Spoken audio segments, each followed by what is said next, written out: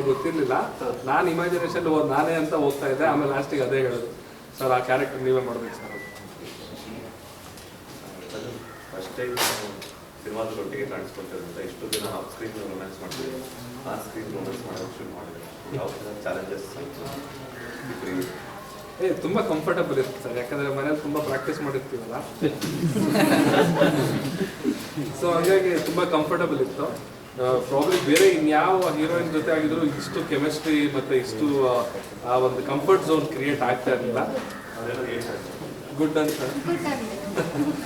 ಅದು ಖಂಡಿತವಾಗಿ ಬೇರೆ ಹೀರೋಯಿನ್ ಆಗಿದ್ರೆ ಇಷ್ಟೊಂದು ಮಾಡೋಕ್ಕೆ ಆಗ್ತಿಲ್ಲ, ಭಯ ಆಗ್ಬಿಡೋದು. ತುಂಬ ಭಯ ಆಗಿ ಏನು ಇಷ್ಟು ಶಾರ್ಟು ಇಷ್ಟು ಹತ್ರ ಮುಖ ಹಿಂಗೆ ಹೋಗೋದು ಓಕೆನಾ, ಹಿಂಗೆ ಹೋದ್ರೆ ಮನೇಲಿ ಏನು ಅನ್ಬೋದು ಆ ಥರ ಎಲ್ಲ ಯೋಚನೆ ಬರುತ್ತೆ ಬೇರೆಯವ್ರಾದ್ರೆ. ಸೊ ಇವ್ರು ಆಗಿದ್ದರಿಂದ ಸ್ವಲ್ಪ ಇನ್ನೂ ಜಾಸ್ತಿ ಆ ಥರನೇ ಹೋಗಿ ತುಂಬ ಕಂಫರ್ಟಬಲ್ ಆಗಿ ಶೂಟ್ ಮಾಡಿ.